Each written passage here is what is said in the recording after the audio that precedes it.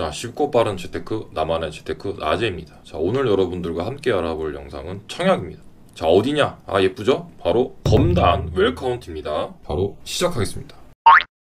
자, 먼저 입지입니다. 입지는 대충 검단에 여기 있다, 여기에서 가깝다라는 부분을 보일 수 있죠. 좀 더 상세하게 알아볼게요. 자, 우선 여기까지 굉장히 가깝습니다. 500m밖에 안 됩니다. 이 정도면은 도보로 걸으면 한 7분에서 8분이면 충분히 가죠. 여기 101역인데 여기서 이제 항정거장 타면은 개항입니다. 이제 개항으로 가는 게 중요한 게 아니라 개항에서 김포공항 가면은 이제 9호선 그리고 5호선을 타고 갈 수 있다. 이런 부분들이 되게 중요하죠. 이게 보시면 개항역에서 김포공항역 가서 이제 강남 신도년역까지 간다. 그럴 때 45분 정도 걸립니다. 그럼 개항에서 5분 정도 추가되기 때문에 대략적으로 한 50분 정도면 강남에 들어간다. 나쁘지 않죠. 교통이 굉장히 좋아집니다. 자, 5호선 타고 광화문 역시도 비슷하게 진입을 할 수 있습니다. 김포공항 가서 타는 건 나중에 일이고, 더 중요한 게 있죠. 바로 여기서 요 개항으로 가면 어떻게 되냐, 바로 GTX. 자, 개항에 서죠. 여기 하나 더 검단에 선다고 하긴 해요. 이제 개항에 서면은 이제 용산으로 갈 가능성이 굉장히 높습니다. 여기서 끊기지는 않고 아마도 일부 열차는 여기까지만 가고 나머지 일부 열차는 용산역까지 갈 가능성이 크고, 출퇴근에는 아무래도 용산역까지 가는 열차가 많을 것 같습니다. 보통 그렇게 편성을 하죠. 자, 이런 식으로 GTX가 가게 돼 있습니다. 그래서 여기 하나 더 선다고 하긴 하는데 그거는 지금 말이 많습니다. 어디다 서냐. 근데 일단 개항까지는 서는 건 거의 확정적으로 얘기가 나오고 있으니까요. 그래서 지금 이쪽은 이제 여기다 말이 많습니다. 인천시에서는 이쪽으로 밀긴 하더라고요. 근데 또 초기에는 뭐 이쪽 역이었다, 뭐 얘기가 많이 나오고 있습니다. 물론 초창기에는 또 여기였습니다. 왔다 갔다 해요. 그래서 솔직히 어디 들어설지는 알 수는 없습니다. 그러나 101역은 들어오면 땡큐, 아니라도 개항이 있기 때문에 나쁘지 않다. 그래서 아까 보셨던 101역에서 개항까지 약 5분 정도, 환승 5분, 그리고 개항에서 용산까지 20분 정도. 이게 보시면 얘가 16분이죠. 거의 중간에 있잖아요. 한 8분. 요 용산역까지 12분이면 한 20분이면 용산역 들어간다. 자, 그래서 용산까지 30분이 된다. 굉장히 빠르죠. 실제로 검단 연장 사업은 많이 진행됐습니다. 이게 이제 6월달인가 7월달 기준이기 때문에 아마 거의 70% 가까이 갔을 거예요. 지금 25년 준공이 크게 이상이 없다. 그리고 광역 도로죠. 검단 끄트머리에서 일로 뺍니다. 이렇게 도로를 만든다. 그리고 남부죠. 남쪽도 이렇게 도로를 만들어서 크게 잇는다라는 부분이에요. 자, 그러면 청약 일정과 청약 자격을 빠르게 알아볼게요. 일단 이게 굉장히 헷갈릴 수 있는데, 첫 번째, 전용 59랑 84는 공공입니다. 공공. 그리고 그 이상 넘는 104는 민간입니다. 자격이 완전히 달라집니다. 공공이 확실히 세대수도 많죠. 자, 그래서 10월 4일 추석 끝나자마자 바로 들어가야 돼요. 그리고 1순위는 바로 다음 날이다. 유념하셔야 되고요. 자, 특별공고 빠르게 알아볼게요. 특별공고 같은 경우는 일단 세대주 요건은 거의 미적용입니다. 이렇게 노부모 봉양 말고는 다 미적용이다. 근데 중요한 게 소득이 있죠. 역시나 다자녀. 생애 최초 신혼부부는 소득 수준 다 본다. 공급 기준은 이렇게 되어 있습니다. 다자녀? 꽤 많죠. 신혼부부가 역시 많습니다. 웬만하면 신혼부부 쓰세요. 다자녀 되는 분들은 다자녀 쓰시는데 생애 최초라고 이 숫자 같다고 생애 최초 쓰시면 안 되고 신혼부부 쓰는 게 유리합니다. 신혼부부 자격이 되시는 분은. 자, 쭉 알아볼게요. 자, 분양가 상한제 적용됐습니다. 국민주택이기 때문에 재당첨 대한 10년 받습니다. 이거 당첨되면 향후에 10년 동안 당첨 안 된다는 거죠. 전매 제한 3년입니다. 앞으로 검단 9로 이름 바꾼다 그러죠. 검단 신도시 같은 경우는 전매 제한 3년입니다. 택지 개발이라. 그리고 1인만 가능합니다. 1인만. 무주택 세대주원 중에서 2명 쓰면 큰일 납니다. 자산 조건 충족해야 되고요. 10년 동안 당첨됐던 사례가 없어야 되고, 이것도 중요합니다. 1년, 그리고 12회입니다. 그냥 1년만 지나면 안 됩니다. 12번 납입해야 됩니다. 공공분양이라. 저축 총액이 많은 분, 인천 거주자 우선 공급합니다. 역시 인천에서 나오다 보니까 인천이 유리합니다. 그리고 나머지 수도권 50. 네, 여기서 떨어지면 바로 넘어가는 겁니다. 인천 분들한테 굉장히 유리하죠. 그리고 10, 60, 30 똑같다. 계약금 10, 중도금 60, 잔금 30. 중도금 이자 후불입니다. 발권이 별도고 나머지 크게 뭐 특이한 점은 없습니다. 근데 딱 두 가지가 중요하죠. 입주 전까지 전매 불가, 그리고 일반 공급자 같은 경우는 당첨 시까지 무주택을 유지해야 된다. 이 부분이 중요합니다. 자, 하나하나 포인트로 살펴볼게요. 자, 분양가 상한제 적용 받았습니다. 재당첨 제한 적용 10년, 전매 제한 3년입니다. 거주 의무는 없어요. 구성원 중에 1인만 신청 가능합니다. 2명 쓰면 안 됩니다. 가입하고 1년 지나야 되고 12번 납입해야 됩니다. 즉 가입하고 2년인데 13번이다. 오케이 됩니다. 자, 3년 이상 기간 중에 저축 총액이 많은 분, 그러니까 이제 5만원씩 계속 넣는 게 아니라 10만원씩 넣은 사람 유리하겠죠. 최대 10만원까지만 인정됩니다. 20만원씩 뭐 해봤자 똑같다는 거죠. 10만원 넣으신 분이랑. 자, 인천 거주자한테 50% 유리하죠. 서울 및 경기도권한테 50%. 여기서 떨어지면 바로 넘어가는 겁니다. 인천 분이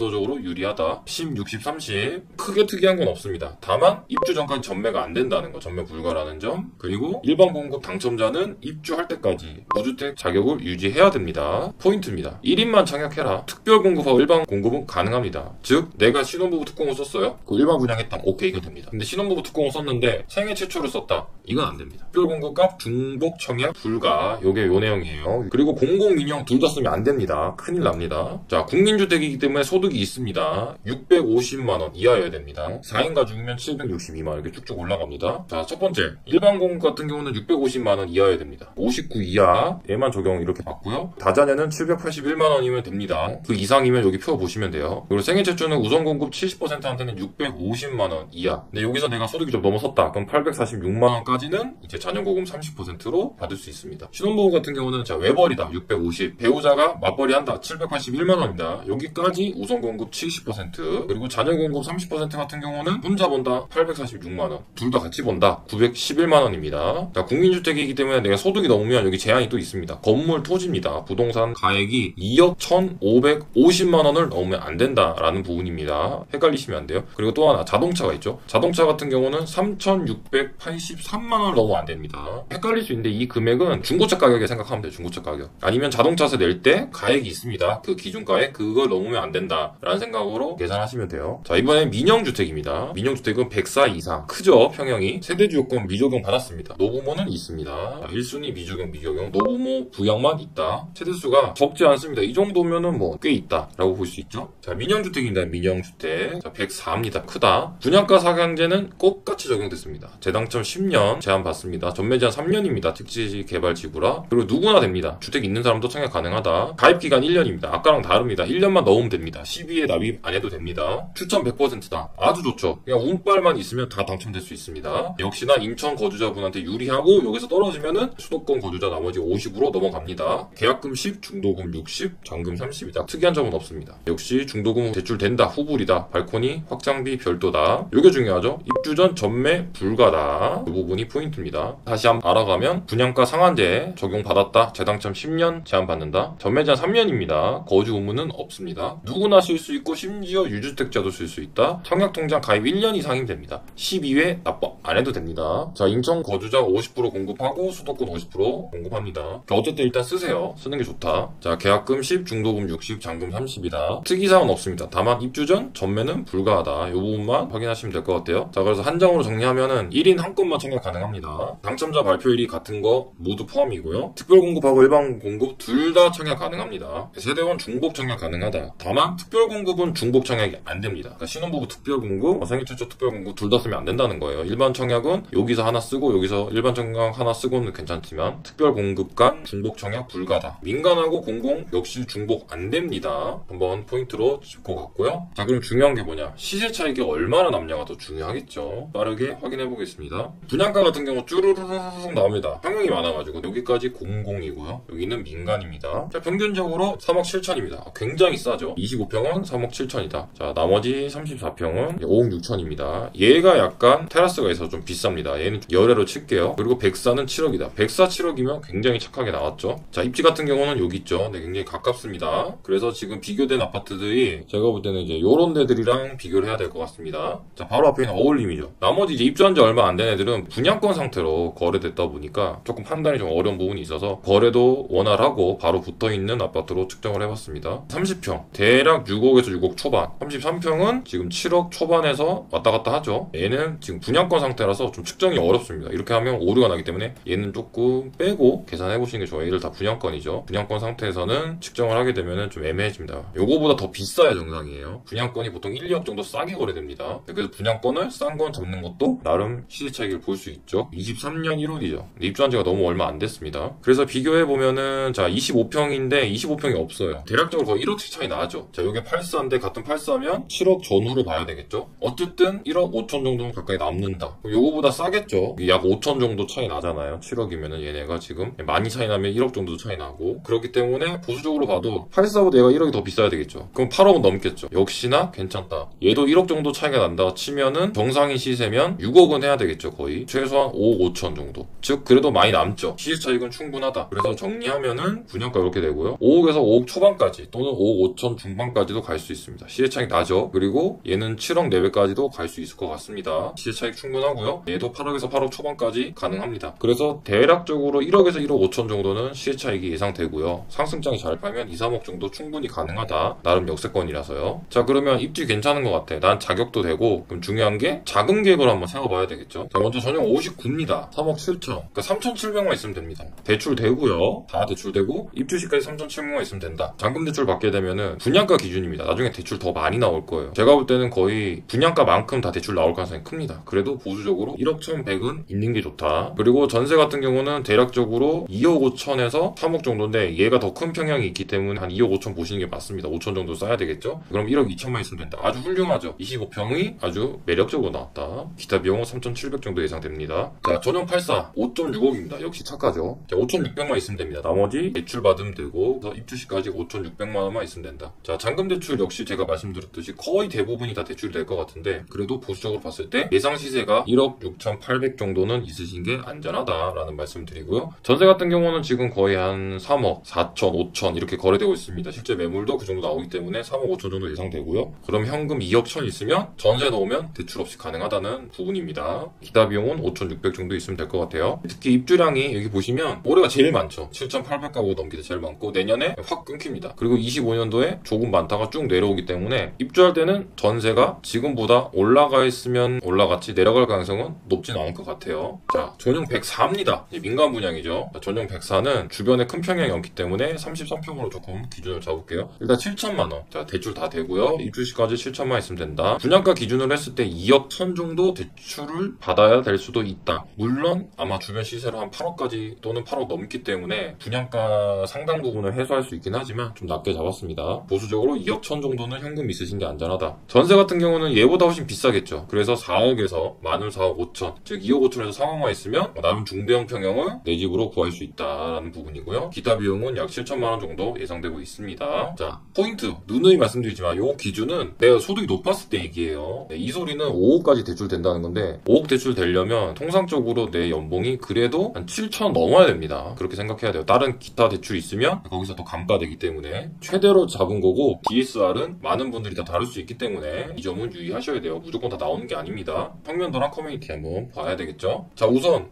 평형이 구조 진짜 멋지다. 집은 이렇게 지어야 되는 거예요. 자, 하나, 둘, 셋, 넷. 자, 영혼까지 긁어 모았죠. 드레스룸 화려합니다. 파우더에 팬트리까지, 현관 팬트리. 진짜 멋지다. 집은 이렇게 지어야 된다. 타워형. 자, 하나, 둘. 최대한 뺐어요. 괜찮습니다. 역시 팬트리 넣어줬고요. 드레스룸 있고 파우더룸도 있어요. 좀 아쉽긴 한데 내가 당첨 가능성이 좀 낮으신 분은 요거 전략적으로 쓰셔도 돼요. 굉장히 괜찮습니다. 타워형인데 이 정도면은 정말 잘 뺀 겁니다. 84. 역시 84는 뭐 포베이 바로 나오죠. 팬트리 보세요. 광활합니다. 와, 발코니가 그냥 엄청나죠. 드레스룸 말도 안 되게 넓습니다. 정말 훌륭하다. 붙박이 다 넣어줬다. 예술입니다. 집은 이렇게 지어야 됩니다. 잘 지었다. 자, B형. 동일합니다. 내가 빤따단 게 아주 좋죠. 드레스룸 광활하고요. 역시 파우더룸 있고요. 팬트리 있습니다. 그리고 발코니도 좀 넓은 편이고요. 주방 팬트리까지 넣어줬어. 보조 주방으로 쓸 수 있고 아주 훌륭하죠. 최고입니다. 오랜만에 마음에 드는 평면도 만났네요. C형. 역시 좋습니다. 포베이고요. 현관 팬트리 훌륭하고요. 주방이 아주 광활합니다. 발코니 괜찮고요. 창고도 넣어줬습니다. 드레스룸 역시 좋고 파우더룸 아주 훌륭하다. 구조를 정말 기깔나게 뽑았습니다. 테라스형. 이견을 할 수가 없습니다. 팬트리에 드레스룸, 파우더룸 다 있고 테라스 아주 훌륭합니다. 비쌀만 하죠. PH형 뭔가 했습니다. 역시 여기 야외 공간이 있습니다. 이렇게. 자, 이거는 보이시죠? 사실상 거의 5베이입니다. 거의 안 나오는 5베이 가깝게 나왔고요. 알파 공간 있고요. 가벽 세우면 팬트리 겸 조그만 창고가 됩니다. 드레스룸 역시 있고 파우더룸 있고요. 현관 팬트리 역시 있고 복도 팬트리까지 넣어줬습니다. 역시 대단합니다. 아주 훌륭하다. 자, 104입니다. 하나, 둘, 셋, 넷, 다섯.